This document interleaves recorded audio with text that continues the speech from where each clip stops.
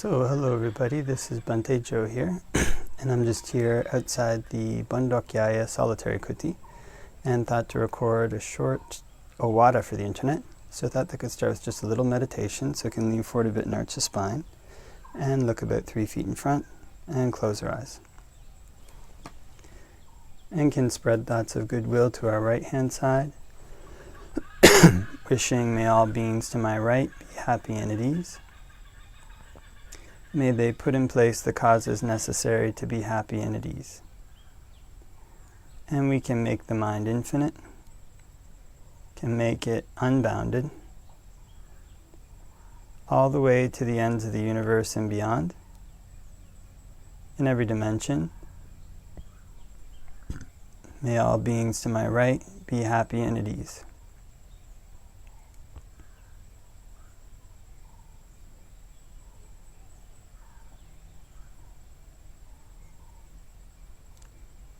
And we can spread thoughts of goodwill to our right hand side and our left hand side, wishing may all beings to my right and my left be happy and at ease.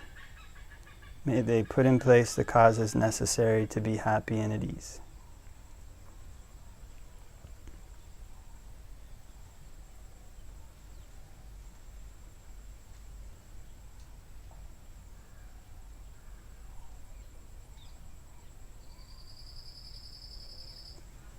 And we can spread thoughts of goodwill to our right hand side, our left hand side, and in front.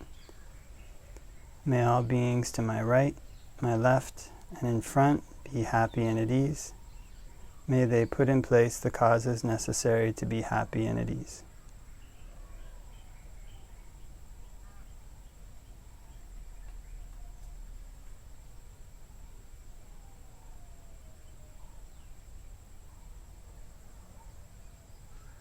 And we can spread thoughts of goodwill to our right hand side, our left hand side, in front, behind, in all 4 directions.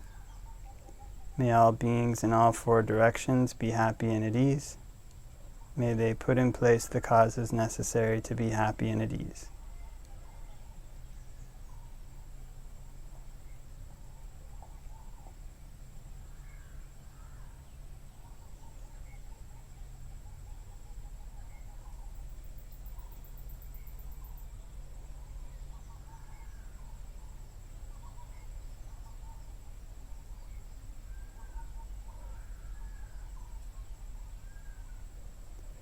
And we can spread thoughts of goodwill to our right hand side, our left hand side, in front, behind, and above. May all beings in all 4 directions and above be happy and at ease.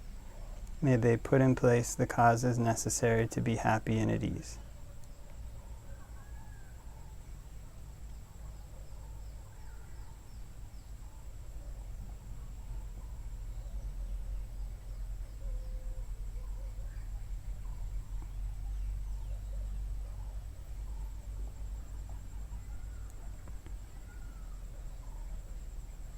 And we can spread thoughts of goodwill to our right hand side, our left hand side, in front, behind, above, below, all around in every direction, everywhere. May all beings all around in every direction, everywhere be happy and at ease. May they put in place the causes necessary to be happy and at ease. And we can make the mind infinite, can make it unbounded, all the way to the ends of the universe and beyond, in every dimension. May all beings all around everywhere be happy and at ease.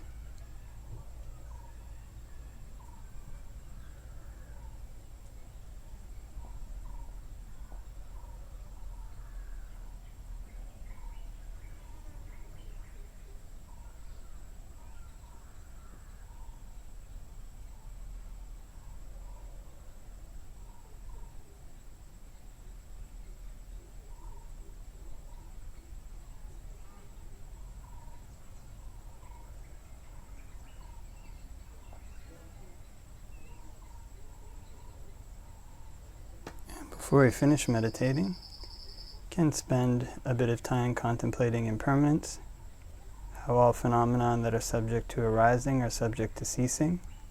They're not me, they're not mine, they're not myself, they're suffering.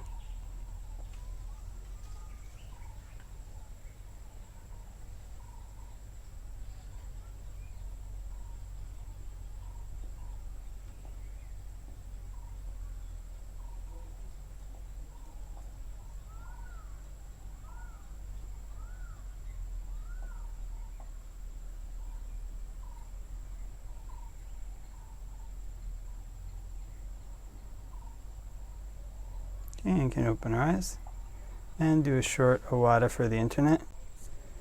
Namo tassa bhagavato arahato samma sambuddhassa. Namo tassa bhagavato arahato samma sambuddhassa.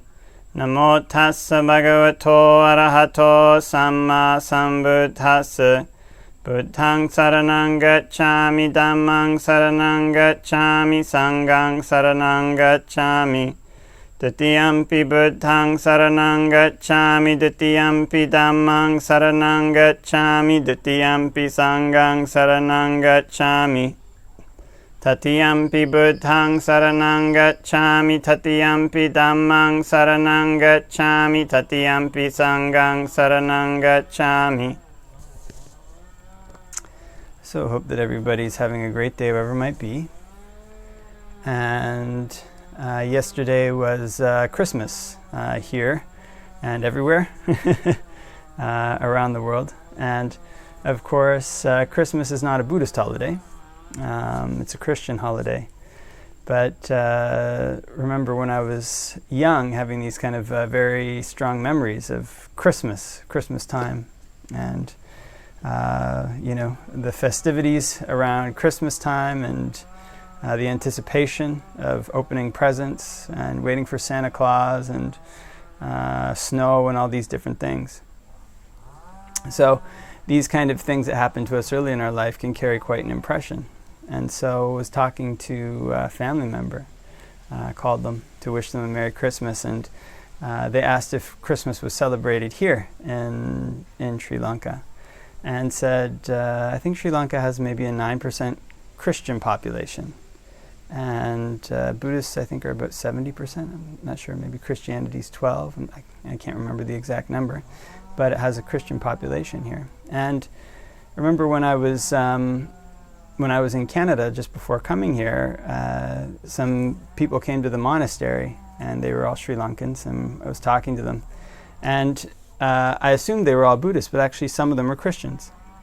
And so after talking more with different Sri Lankans, in Sri Lanka there's this kind of lovely tradition of both Buddhists and Christians kind of going to each other's functions. So what I said to my relative was that it'd be celebrated by the Christians for sure. It's probably a public holiday too. I don't think I said that, but Buddhists may go to the Christian churches in Sri Lanka. I'm not sure based on what I heard, and join with their Christian friends, or join with their Christian friends at their house maybe for a little bit, and maybe some gift giving or some sort of mutual support, mutual celebration.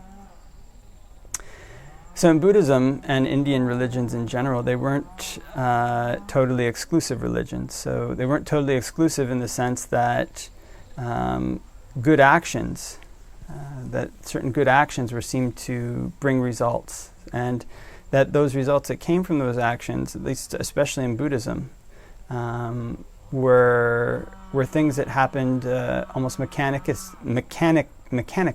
And so there's this law of karma that, if you do a certain action, then you get a certain result. And of course there's things that can enhance or dampen that result. And faith in a particular teacher is one of them.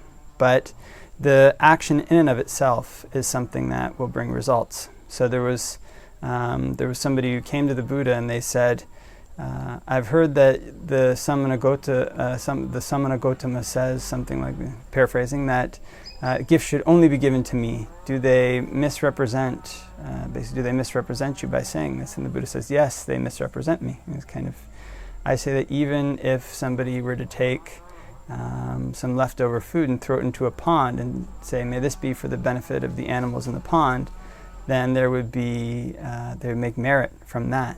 And there would be kind of meritorious actions coming from this, just giving food to animals in the pond.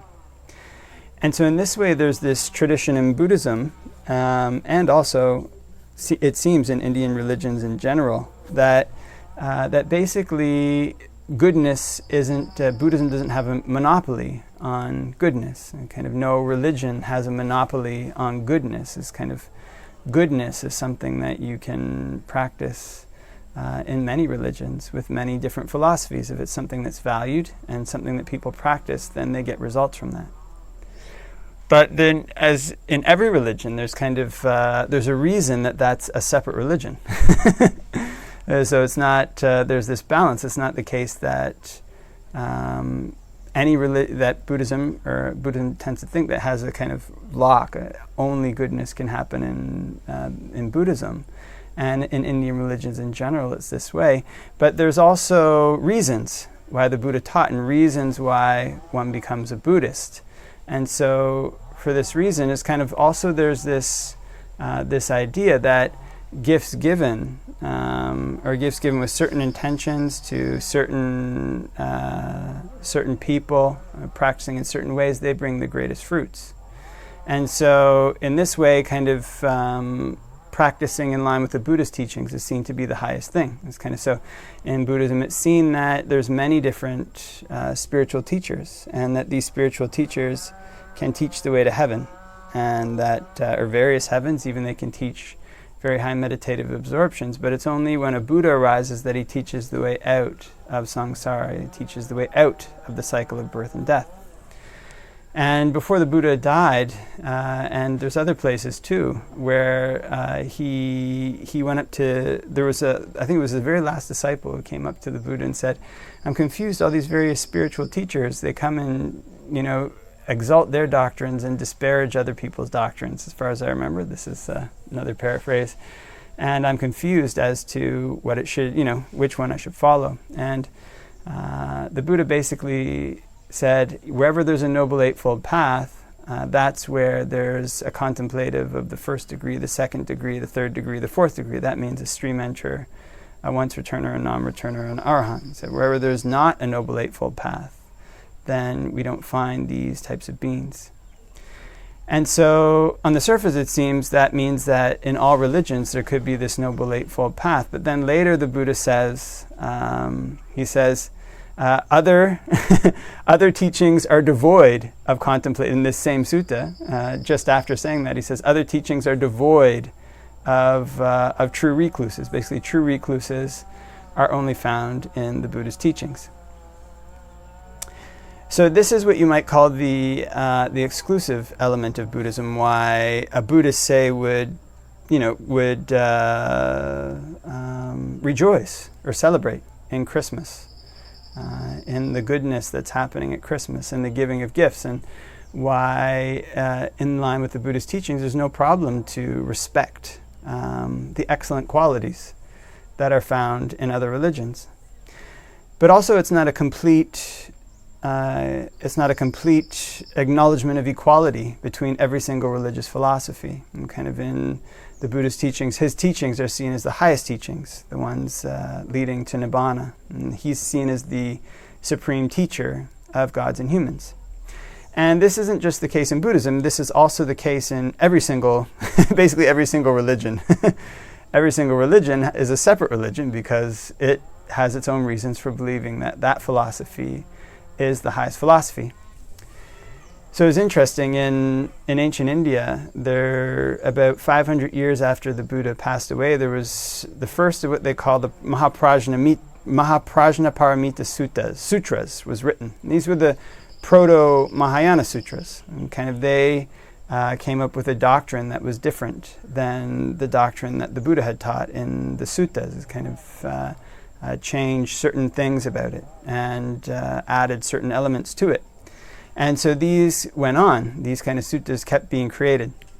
And so in Western culture, there would be, when one school and another school arises, there tends to be this fight, like a big competition, and it's all-out competition. Whoever wins takes home the prize, and whoever loses, that's it.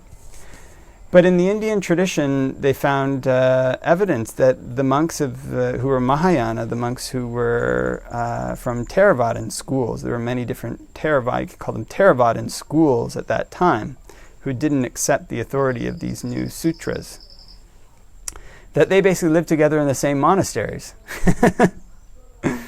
And so you had this one school that's a philosophy, that was quite disparaging of another school's philosophy, and another school maybe disparaging that school's philosophy, but yet they all lived together and lived in harmony.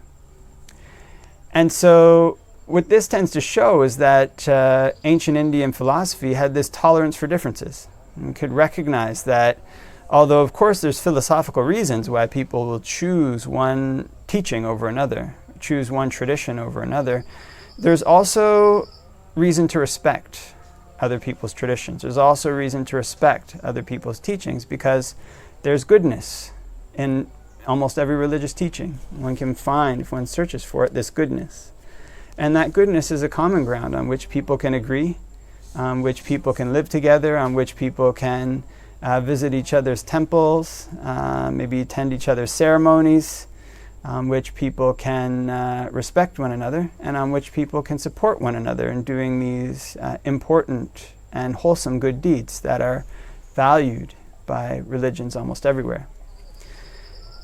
And so in the Buddhist suttas, it said that, lists, I think 6 different lives of times when he was a spiritual teacher with many hundreds of disciples, as a bodhisattva. So, and he taught a way to the Brahma world. It's kind of this highest heaven, which has parallels to the way that heaven is described in Christianity. And he was teachers like this about 6 times, and he taught this way to heaven, and all of the disciples who followed him, they went to heaven. The disciples who turned away from him or just, reviled him, they became animals or went to hell, some of them. And so there is this tradition in Buddhism that there's been times even that the Bodhisattva was a spiritual teacher teaching the way to heaven. And so this is something that's good. It's something to be respected when it's found. But in line with the Buddhist teachings, it's also something that's incomplete. He describes himself as a bodhisattva. He was only an unenlightened bodhisattva, because heaven as well is impermanent. Going to heaven as well is not the end of suffering. It takes a Buddha to teach that. But despite these differences, or despite these philosophical differences between the various schools, they do have this commonality, and one can search for that commonality. One can learn from the way that the Indian religions in ancient times treated each other. In other words, there's reason on Christmas to rejoice in the goodness that's being done on Christmas, in the exchange of gifts that's being done, in the charity that's being done in the name of the poor, in the fellowship that people are finding in coming together and basically rejoicing in wholesome activities, more or less wholesome activities together, and kind of sharing meals and these various kinds of things. So in this way, Buddhists and Christians can go to each other's functions, and a Buddhist can be happy at Christmas. A Christian could be happy at Wesak. And Christians, Buddhists, various religions can share the same city, the same country, the same planet, living harmoniously and respecting the goodness in each other's traditions. So this is just a few thoughts on Christmas from a Buddhist perspective, I guess you'd say. Christmas from the way it might be viewed in terms of the Dhamma. So I think leave that for reflection, and hope that everybody has a great day where it might be, and wishing all the blessings of Dhamma practice.